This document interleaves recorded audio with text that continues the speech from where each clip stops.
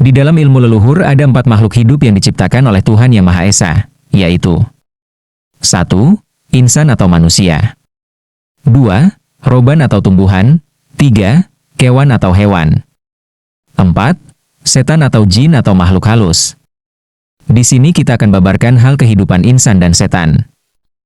Sebenarnya 4 makhluk itu secara kebersamaan hidup di lapisan dan persada bumi atau jagat raya, yakni baik insan, setan, tumbuhan, dan hewan. 4 makhluk itu hanya satu wadah di alam kehidupan di alam semesta. 4 makhluk itu sama-sama diciptakan dan juga sama-sama memiliki hak dan kewajiban sebagai hamba, sehingga bisa saling menguntungkan, dan kadang saling mengganggu atau saling merugikan. Namun insan manusia yang merasa lebih mulia dan sempurna, kadang bernafsu untuk menguasai dan merasa benar dan suci sendiri, tanpa melihat ciptaan Tuhan yang lain. Padahal jelas semuanya diciptakan oleh Tuhan yang sama. Kita akan bongkar kebersamaan dalam kehidupan setan dan manusia.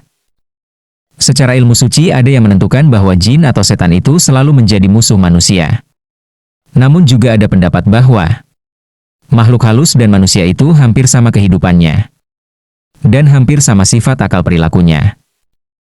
Manusia ada yang baik dan ada pula yang jahat. Ternyata jin atau setan juga ada yang baik dan ada pula yang jahat. Manusia yang mengusik setan atau juga sebaliknya. Setan atau jin juga ada yang mengusik manusia. Keduanya itu saling berdampingan di jagat raya ini. Kadang juga menolong orang, kadang ada yang menjahili manusia. Namun kadang kita juga berpikir, percaya atau tidak percaya, banyak jenisnya manusia yang meminta tolong kepada bangsa halus, bangsa dedemit, atau bangsa jin, untuk membentuk kekayaan atau pesugihan sampai ke tujuan yang jahat. Namun kita tidak pernah dengar bahwa makhluk halus meminta bantuan kepada manusia, agar kebutuhan jin terpenuhi. Kenapa selalu umat manusia yang minta pertolongan pada bangsa jin? Padahal kita semua tahu dan sadar manusia seharusnya percaya kepada Tuhan apabila meminta tolong kepada Tuhan yang Maha Pencipta. Namun kita gak asing lagi, dan bukan suatu rahasia lagi, bahwa banyak manusia yang ingin kaya dan meminta tolong dengan perantara dengan kekuatan bantuan dedemit atau sebangsa jin.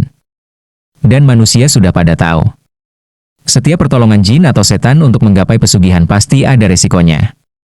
Tapi kenapa masih banyak pula orang yang melewati jalan yang tidak benar, berbahaya dan dosa? Disinilah manusia itu apabila salah memilih maka akan terseret ke jurang kenistaan, dan akan berlumuran dosa yang sangat besar. Pertanyaannya, kenapa bangsa setan atau dedemit selalu mengintai manusia? Dan bangsa itu juga bisa memiliki uang? Lalu dari mana uang itu? Hal ini sulit kita bongkar. Mari kita simak pengalaman Mbah Kendil JM tentang uang setan atau uang gaib. Rahayu, Rahayu, Rahayu Sagung Dumadi. Kok bisa bangsa-bangsa seperti itu bisa memiliki uang itu dari mana, Bang? Kalau kita pelajari bahwa bangsa siluman atau bangsa astral atau bangsa yang tidak kasat mata, kita akan tidak bisa untuk masuk ke dunia mereka. Kalau toh kita bisa masuk ke dunia mereka atau jagat mereka, kita hanya sebatas saja, andai kata 100%, kita hanya bisa mempelajari sekitar 30%. Banyak sekali kejadian-kejadian atau kehidupan bangsa astral yang tidak bisa kita bedah. Kita akan bicara masalah uang yang didapatkan daripada bangsa astral atau bangsa siluman, utamanya bangsa peri atau kuntilanak. Kita tahu bahwa uang diciptakan oleh manusia atau dikuasai oleh pihak bank atau sebuah negara. Kertasnya saja juga tidak sembarang kertas yang dikeluarkan oleh salah satu negara saja. Apabila peri membawa uang, otomatis atau kuntilanak tersebut pasti mencuri atau mengambil daripada milik orang atau bank atau dan yang lain-lain. Karena kita tidak percaya kalau peri itu bisa menciptakan sebuah pabrik untuk menciptakan uang. Kita juga pernah ditunjukkan oleh sosok-sosok bangsa astral yang mana mereka juga memberi uang. Pada saat kita pergi ke salah satu makam di Jawa Tengah, itu makamnya yaitu Ronto Warsito. Setelah kita bermalam di sana 2 hari, kemudian kita berpulang, kita bersama 2 teman. 2 minggu sebelumnya kita berjanji kepada teman kita bahwa untuk berangkatnya itu adalah saya yang membayar, nanti pulangnya teman saya yang membayar. Kesepakatan itu sudah kita setujui. Setelah kita berangkat ke makam Ronggowarsito, artinya berangkatnya itu yang membayar saya, artinya saya menagih, pulangnya yang membayar harus teman saya. Setelah kita naik bis dari Seragen menuju ke Kediri, ternyata kondektur bis untuk menarik karcis, memberikan karcis pada kita, yang ternyata teman saya juga tidak punya uang. Saya minta kepada teman saya untuk membayar, Mas, saya bayar, kemarin kan sudah saya yang bayar, perjanjian kita kalau pulangnya yang bayar penjenengan. Ternyata teman saya minta maaf pada saya bahwa sebenarnya mereka berangkat itu sudah tidak punya uang, hanya cukup bensin di motor saja. Saya pada saat itu terkejut sekali, saya kebingungan sekali, saya panik sekali. Saya sangat susah sekali pada saat itu. Takut saya diturunkan di perjalanan. Sedikit demi sedikit kondektur itu menuju ke belakang, menarik uang daripada penumpang. Kemudian semakin mendekat saya takut sekali. Kemudian sang kondektur bertanya, kemana Mas? Saya ke Kediri Pak. Berapa orang? 2 orang. Harus membayar sekian Pak. Berapa Pak? Sekian, itu katanya dia gitu. Terus saya sebelum minta maaf Pak, saya minta maaf karena saya tadi uang saya kehabisan, maka saya hanya punya KTP dan saya punya jaket saya ini sebagai jaminan. Nanti kapan-kapan saya bisa ke rumahnya Bapak, uang karcis ini akan saya ganti. Seorang kondektur sangat marah-marah sekali, mereka membentak saya, justru karcis yang sudah dicoret dan sudah disubek itu harus jadi uang. Hingga saya ketakutan sekali, sang kondektur marah-marah, ingin menurunkan saya di tengah-tengah perjalanan itu. Kemudian saya hanya bilang, saya minta maaf Pak, karena saya memang tidak sengaja, ini salah paham, teman saya itu kan wajibnya membayar, untuk pulangnya ternyata juga tidak membawa uang. Masa pergi tidak punya uang? Itu kata dari sang kondektur. Iya Pak, saya tidak punya uang. Saya bilang, saya tidak punya uang, saya merogoh ke jaket saya. Pikiran saya memang saya hanya menunjukkan bahwa jaket saya itu tidak ada uang. Jadi kantong saya itu saya balik seperti ini. Tiba-tiba setelah tangan saya masuk itu, kantong jaket saya penuh dengan uang, banyak sekali, dan uangnya baru-baru semuanya. Saya keluarkan 1 genggam itu, ya teman saya itu juga tersenyum.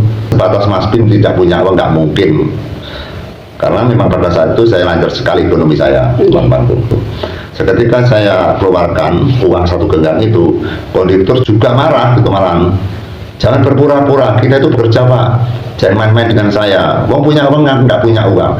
Seketika kondektur membentak saya juga terkejut, kok ada kejadian seperti ini, padahal memang saya hanya bawa uang secukupnya saja, tidak banyak.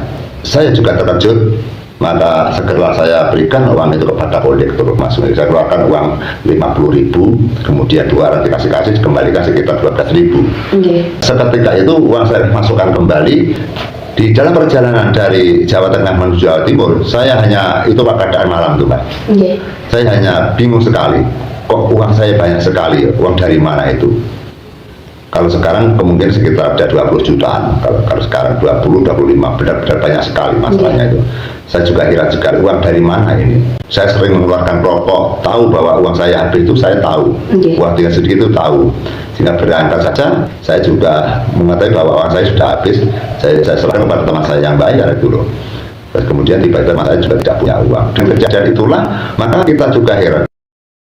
Apakah uang yang ada di kantong saya ini pemberian dari bangsa Astra atau bangsa lelembut atau bangsa gaib yang tidak kasat mata? Sehingga di kejadian-kejadian yang seperti ini pernah saya lewati, dan banyak sekali kejadian yang seperti ini, bahkan sangat banyak sekali kejadiannya. Namun di dalam kita bercerita pada malam hari ini, hanya kita bercerita 1 contoh saja, bahwa kita juga pernah dibuat main-main oleh bangsa Astra atau bangsa siluman, yang mana kita tidak punya uang, tiba-tiba kantong saya penuh dengan uang.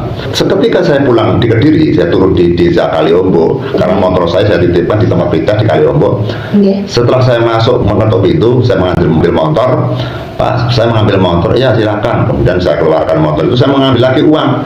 Setelah saya keluarkan uang, yang ada di kantong saya hanya ada uang Rp1.000. Pas saja, tidak kurang tidak lebih. Disitulah saya keheranan.